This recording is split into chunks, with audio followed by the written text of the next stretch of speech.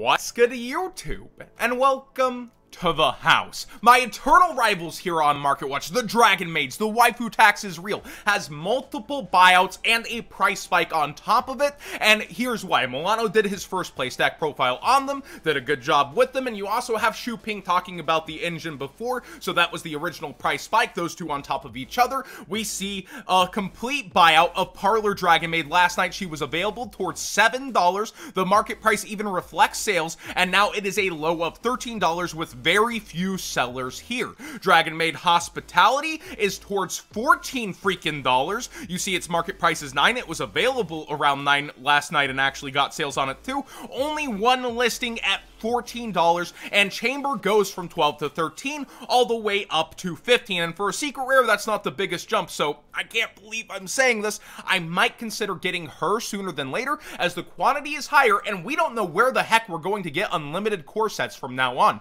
Special editions are gone, Crab Rave, and that does unfortunately leave us with where's the coolant long term, and Eternity Code's not thirsty for value. You have several price spikes actually within the past few days thanks to the ban list, but Dragon Maid for the Chamber, I think she's essential to the deck. You want to be playing her, and I would think about getting her at this price. Now for these though, they are low on quantity, high in demand. Now would be the time to sell if you have extras. If they're in your deck and you're thinking about it and you're playing like remote duels, don't just sell off to try to get cheaper. Again, you don't know how low it will dip versus this buyout, but I would be considering, if you have extras, selling both Parlor and Hospitality right now while actually thinking about grabbing Chambers. Now, I talked about last Market Watch the armed Thunder Dragons, or Thunder Armed Dragon, not to be confused with Thunder Dragons, the upcoming level archetype, and I suggested the Catapult Turtle. I would still be heavily suggesting, as I did before for Dragoonities, Tempest, as you're able to up in the combos, grab Tempest, pitch for Free Fodder, get advantage. I would get the highest rarity Tempest. This is something I could see Konami slipping even into the structure deck or somewhere else, but it has a very recent printing, actually talking about Mystic Fighters again, in super rare, and while I've suggested it for Dragoon, now you have two archetypes coming out hyping it. Highest rarity is the way you would want to go. Super rares aren't a bad look either, but just in case of a reprint, secret rare is a safe buy, especially around the $5 mark. I think I could see it being 10, maybe even 15, and the rares have actually been going down in quantity too. I think at some point there were more of these, now only 65, but still around the 100 listings for this version, which is cheap for a holographic. If you're on a budget, definitely consider using that TCG player link in the description down below, costing you nothing extra to support the channel directly for the cards you'd already be buying, whether it's in max rarity or you're on a budget and going for the penny stonks. Now, YBM actually has a sale going on, and if you're thinking about budgeting, you have Gold Series and Phantom Rage next to each other, and they have put the price way down to where if you're using my code, it is less than $60 a box if you're going in on a whole case. So maybe you're going with teammates, maybe you just want a case for yourself to go in at, and with the gamble of a lottery card, a Starlight Rare, that coin flip, you get one per every 2 cases.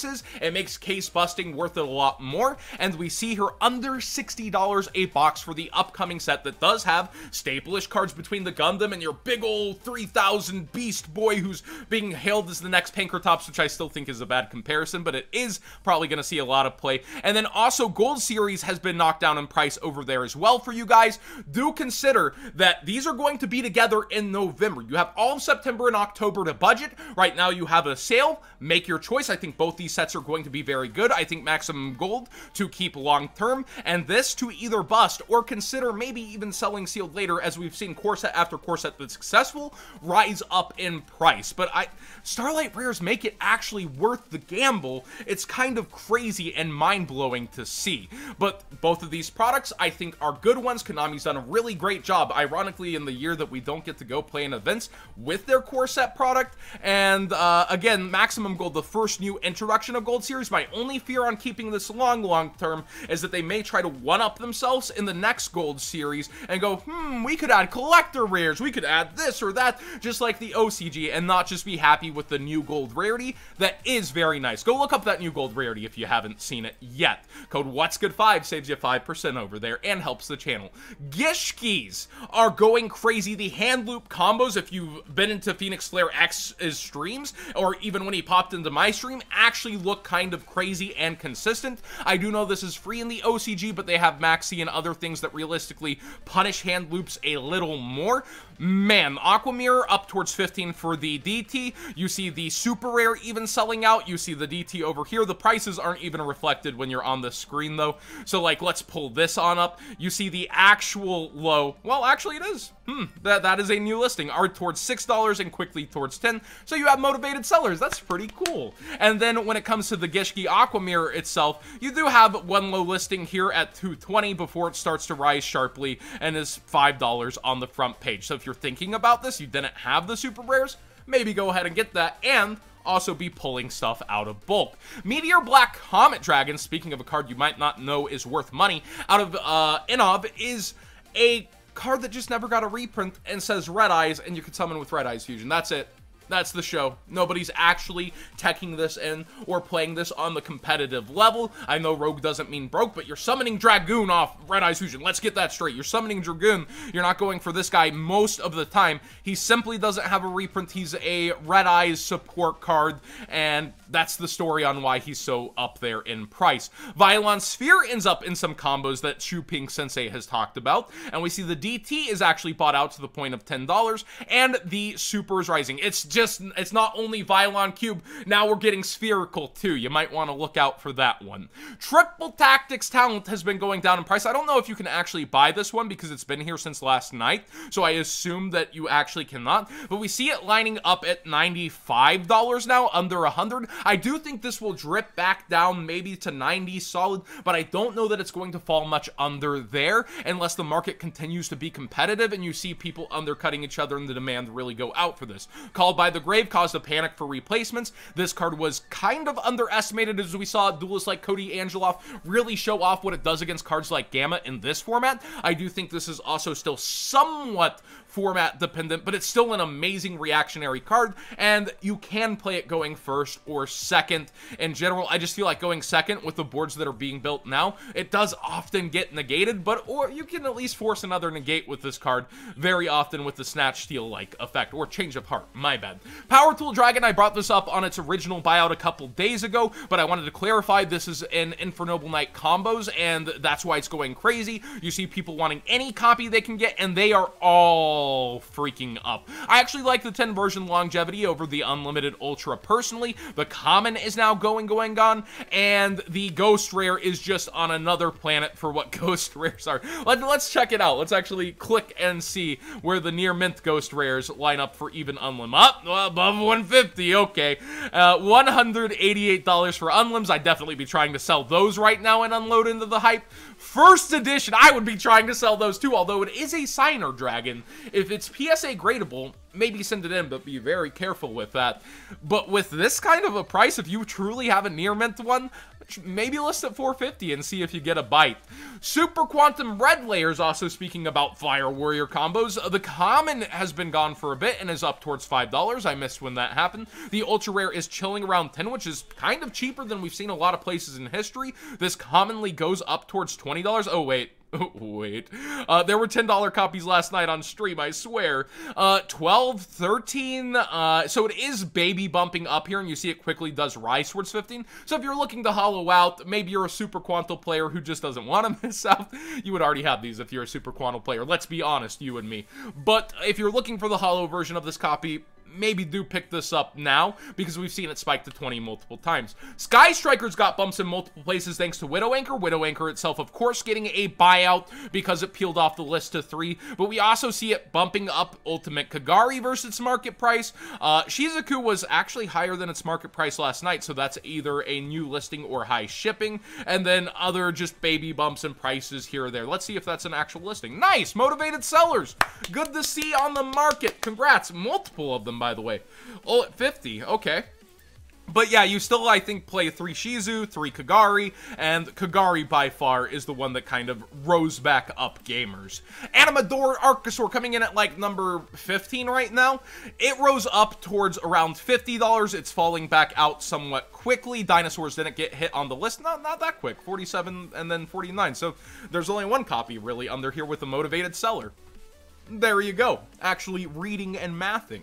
But this card spiked up because dinosaurs didn't get hit. A lot of people did expect some kind of hit, at least calamities maybe. Miscellaneous Source to 1 was quoted a lot through the community. Without even getting a second look, this deck is still a powerhouse within the tier 1.5/rogue section and is a huge part of the metagame as it is. Sam definitely was the shot heard around the world on that. We're still here, Dino DNA.